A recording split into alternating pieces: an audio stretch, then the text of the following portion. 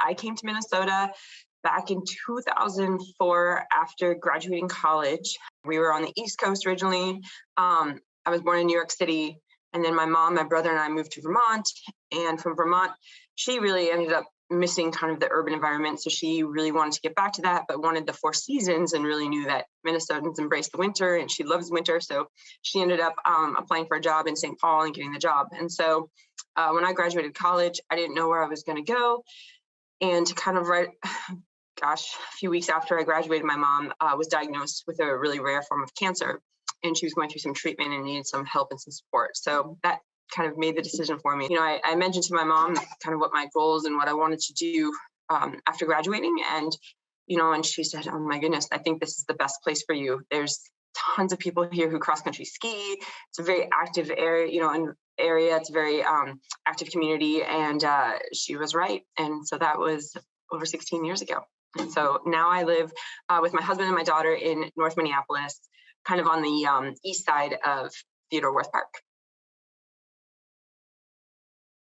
My mom and dad had met at a ski and bike shop while they were in high school in the city, the only ski and bike shop in New York at that time.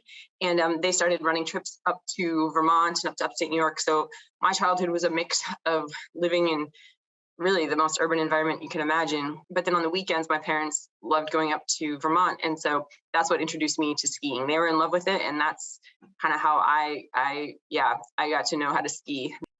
So growing up, one thing that I think was really interesting was as soon as I told my mom that I wanted to be an Olympic skier, she said that I had to basically, in her words, figure it out. And so what I really look back on now, at the time, it was not easy, but what I really look back on is that really made it my own agenda and my own drive. And that's something that I really had to, like in her own words, figure out, how was I going to make this happen, and how was I going to pursue this. And so one way that my mom really let it be mine was I was always trying to be resourceful and figure out, okay, she's a single mom, she's working full time, she worked on the weekends too. How do I get to the races? How do I get to different training? How do I make this all happen? And so I really learned to kind of reach out to my network and my community and kind of get support along the way, which was fantastic. When I went off to college, I had a couple different options for schools where I wanted to go. And like I said, the US ski team really suggested the program at Northern Michigan University was very strong in developing kind of that next level of athletes. When I applied to be on the team, they had actually already picked all of their athletes for scholarships. And so I was allowed to come on as like a walk-on. And so I remember, it meant a lot to me to go to school there. So I took out student loans. And one of the words that the coach said before, or one of the phrases he said before school started, before the summer started, was, you better come in the best shape of your life and have all of my skiers run. And that's going to be important. And so I started working really hard that summer, and I came in and I was really, really fit. I was able to become the first All-American runner for the university. And so what that meant was that was like a new level for the program. And through that, I was able to make the varsity ski team and also secure a full ride scholarship. And so I was able to continue working with kind of within both the running and skiing sports and competing on both teams, and have the next 4.5 years of my program supported, which was great. The Olympics for myself was really exciting because I was definitely not a guarantee qualifier. I remember vividly that there was a point where they were going to calculate all the points from the previous races, and based on where I sat, and it's a huge equation that has to do with your times and you're finishing the race, but also how far behind maybe you are of other people or how far ahead you are. And so it's a cool process that you don't really know until the very end. It's hard to calculate until you see the actual list. And so I remember vividly that I made the Olympics, and it was the coolest day I could ever imagine. And I was so excited that I went running, and I went running to my husband, who was my boyfriend at the time, and I jumped in his lap and gave him a big hug. Except I found out about a split second later that it was actually his identical twin brother. And my husband, both my husband and his identical twin brother's wife looked at me, looked at each other, were like, what is going on? And I was like, oh my gosh, in the moment, it was so exciting. I totally got confused. So anyway, that's the only one and only time that's happened, but it's pretty cute timing. And so anyway, the Olympics were amazing. I surpassed my goals at that time. And yeah, it kind of just, it left me hungry for continuing to ski and to continue to kind of push my limits and see where I could go. So all in all, a really, really great experience. I think one of the areas that has really helped us kind of get close to our neighbors is my husband and I have worked for an organization called In the Arena. And so that organization brought elite athletes together with at-risk youth. And we specifically worked within our community here in North Minneapolis, and we became volunteers for the Jerry Gamble Boys and Girls Club. And so that's just up off of Broadway in Irving. And so we worked there, volunteered there for 5 years. And in that time, we really got to know a lot of members in the community. And there's something I think about my husband and I, maybe it's the training on the roller skis that we're doing, or the running with poles, or, we're always kind of jumping around in our in our yard because we have like box jumps or doing some kind of strength exercises or going for runs. But we really do seem to sort of engage the youth in our area so that they are sort of curious by what we're doing. It's sort of an icebreaker, if you will. And just our nature is we're pretty outgoing. And so we get to know them, and we get to really connect with them and their parents. And the one thing that we really wanted to kind of leave as sort of our mark in the community was obviously our love of the outdoors and exercise. And so something that my husband and I really focused on making a strong commitment to was getting these kind of youths access to any sort of outdoor equipment that they could possibly need. So whether it was bikes, helmets for biking, especially, we've connected them with roller skis. We've connected them with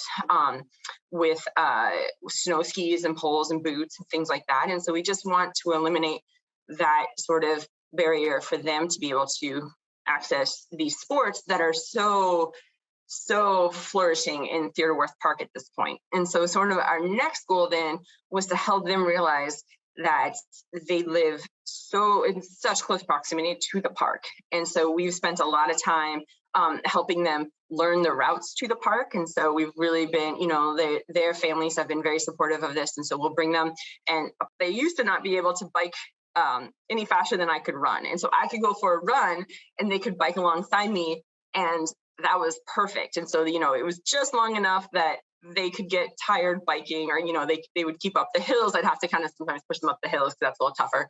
And now they're way faster than me. And so one of the great things is, though, we've been able to kind of show them how they can get to the ski trails. We have a little side trail that we make through the woods, and they can ski from here. How they get to the bike trails, we show them, how to get there safely so they don't have to cross big roads, or they can, they can stay, kind of in areas that are lit and feel safe and comfortable doing it. And so then the last step was really connecting them to more programming where they could meet other kids and really learn about the sports even more. And so we connected them to the Lopet Foundation's Trail Kids. And so that really got them engaged, where they were suddenly learning more skills. They were connecting with other kids, and they really kind of had a purpose and a reason to head over to Theodore Wirth. And so at this point, the greatest thing for us is that they feel like that's their park. We spend a lot of time helping them with their bikes, because bikes need a lot of upkeep. And so making sure, as they grow, they get new bikes. As they get, as the bikes break, we can help them fix it. And so now I feel like the biking has given them access, so they can get jobs, they can get to the park, they can go to the store. It just really opens up that whole area for them. And so, yeah, that's been a big part for us. And we've slowly but surely had a few parents join too, which is another big passion for us. We've really been embraced in the community as people who are here for a long time, and who, this is what we have to share and to give. We don't have a lot of other things, but exercise equipment and that energy is what we what we can bring to the groups. I have a 2-year-old daughter, and she's been a ton of fun. Going forward, we definitely want to continue to grow our family, even though we have a small of a house, and so that's a big goal of ours. And so now I'm starting to coach the next generation, and so now I'm starting to coach athletes who are just out of college who have Olympic dreams of their own. I'm going to be working with the Lopet Foundation, and we have an elite team that's forming. We're kind of calling it like a high performance team, essentially, and so we're hoping that we can help new athletes, and most of them are actually LNR juniors who came through the program, help them reach that next level of making the Olympic team. So that's a big passion. But we love living here, and so we'll be here. And I continue to race because I love competing. I love pushing myself. I will say that I am getting I'm more tired than I've ever been with a 2-year-old, and working and still trying to train and race is yeah, I'm tired, but it's like in the best of ways, and I wouldn't want it any other way. So that's, yeah, we're pretty excited about that. I think it's really fun to be able to, sometimes race head to head with my male competitors, and kind of yeah, I mean, I'm competitive. I like to beat the guys. It's something that I think is fun. But I will say that it definitely comes with challenges in a lot of ways too. One thing that's been challenging for me has been the fact that I write my own training. I've spent a lot of time learning and experimenting and really refining how I train and coach and write my training and coaching. And it's been amazing to me how many people have assumed that Brian did that side of it too. And so, for me, it's been kind of a challenge to say, no. I've been able to coach myself to the Olympics. I've been able to coach myself to a number of American Brook Binder wins and World Championship medal, and all of these things that really has been very much so in our sport, a male-dominated, a male-dominated, I guess I would say, career. Really, I think the biggest challenge for me has been in because I think this is an important message to send to other women, is that you can be the boss of you as well. And so I don't need Brian, my husband, who's a very accomplished cross-country skier, to tell me, what I need to do for training, or which skis I need to race on, or what the wax of the day is. I really like the fact that I helped him make the 2014 Olympics. And that's something that we're really trying to champion, because that's pretty unique that you would have a wife write your training so that you can make those games. In everything that I've done, I think that people will stand back and say, okay, she's incredibly resourceful. She was incredibly stubborn. It was her, all on her terms.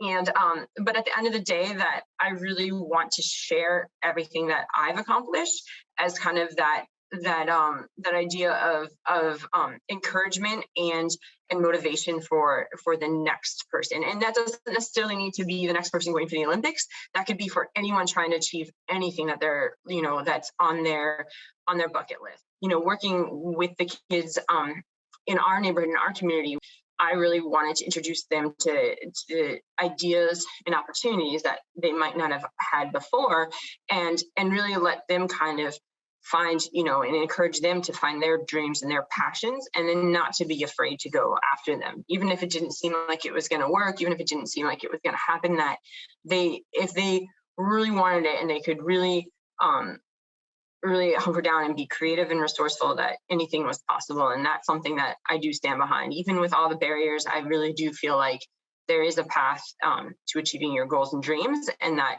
reaching out and having those connections and that community behind you is really the key in how you can accomplish them.